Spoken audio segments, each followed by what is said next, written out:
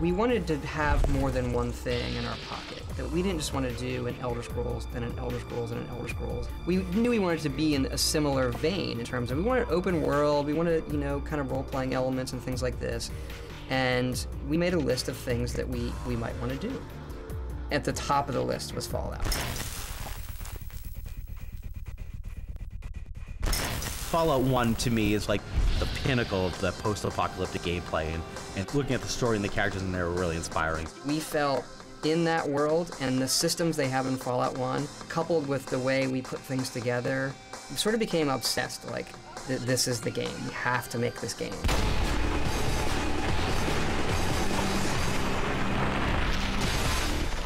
A bunch of the people who run the company knew the people at Interplay, and we pestered them and pestered them, like, are you guys using Fallout? They weren't doing anything with it.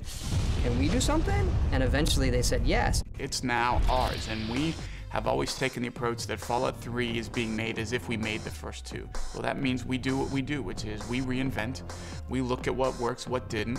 We're not afraid to make changes, we're not afraid to try new things, and we're gonna try and sort of move the genre forward and move gaming forward.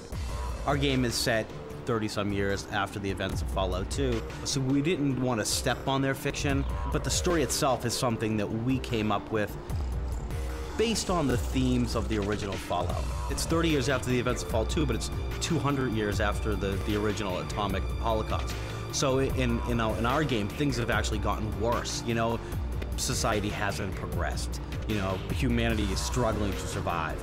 There's radiation sickness, and people don't have fresh, clean water, and like, people are pretty well screwed. You leave the safety of your vault into this world, you know, it's your big decision. Am I gonna help these people, or am I gonna, you know, do my own thing and serve my own selfish needs? We felt we needed to do something new with role-playing and guns, that we couldn't just do a pure first-person shooter thing. So how can we kind of bridge that gap between what my character can do that I've made in the game and what I, the player, can do? Something we always wrestle with.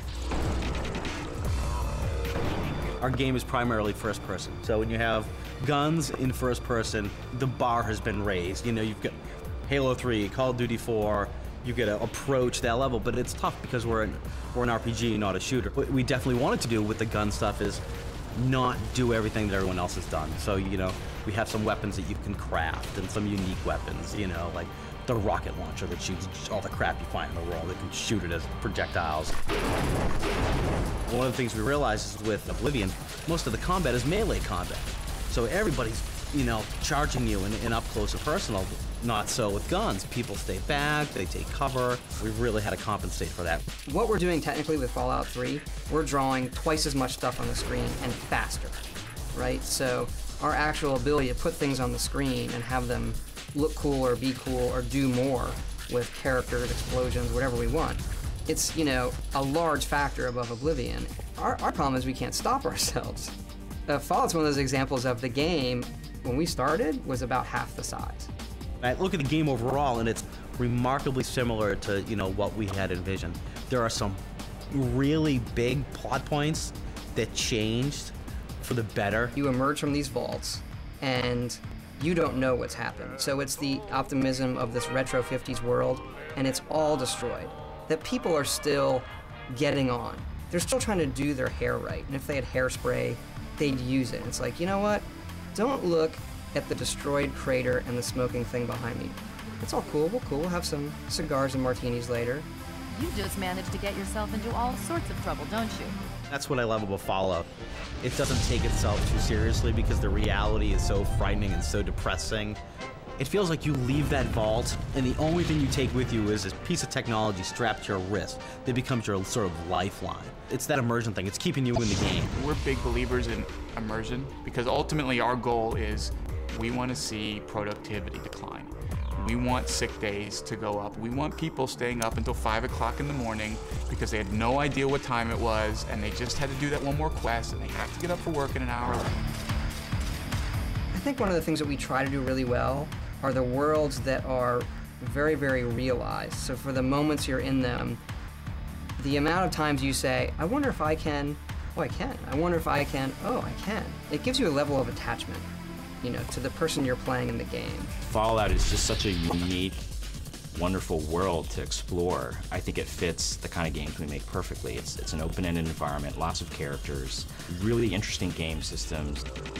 If you can make whatever the repetitive action is really entertaining, like that's where the rubber meets the road in a lot of these games. So this is something I know the player's gonna do 1,000 times. Make that as entertaining as you can, and the rest of it is pretty much great. We had the story written, and we had the outlines for all the quests, but then, you know, we have a lot of talented designers here. We wanted to pass that stuff on to them, so they would be given the rough outlines of these, you know, miscellaneous quests, and then they would have the freedom to flesh those out themselves.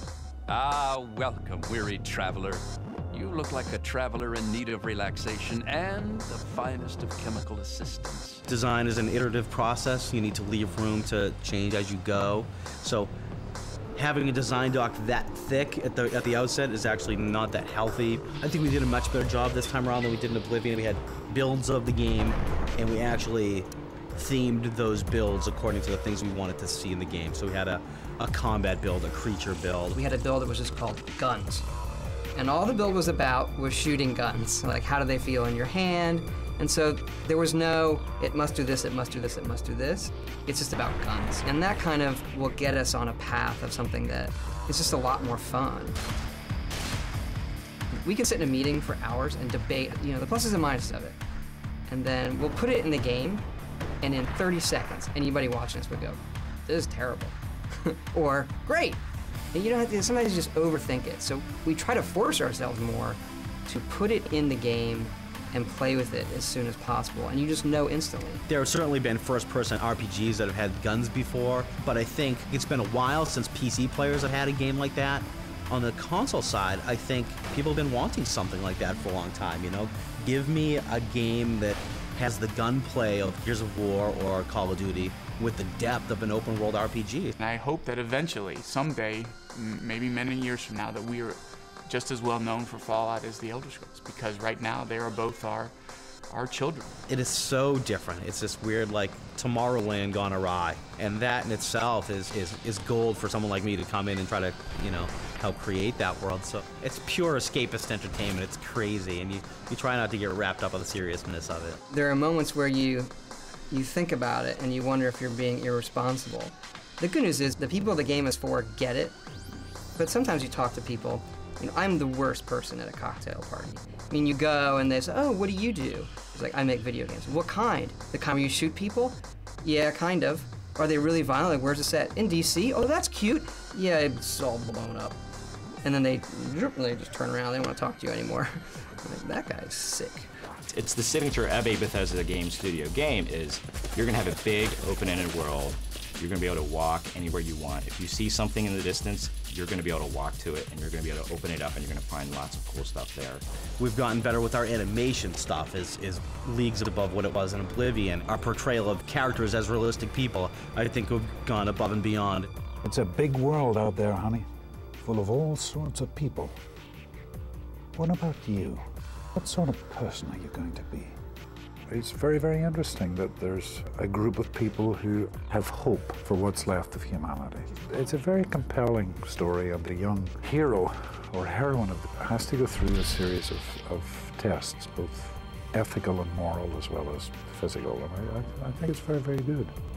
Despite the destruction and despite like how depressing some of the scenes may be, they're a pure charm, and some of those are like violence done in ridiculous manner.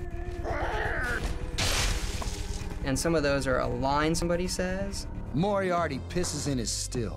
Crazy bastard thinks it's hilarious. There are very few ideas that you can't put into a Fallout game. You know, something else that's more serious fantasy, you'd say, nah, wrong flavor. But here, you know, you can have a robot that goes around asking for friends and cutting their heads off, or, you know, anything you want to do. Being private and publishing our own stuff lets us take risks that a lot of people can't.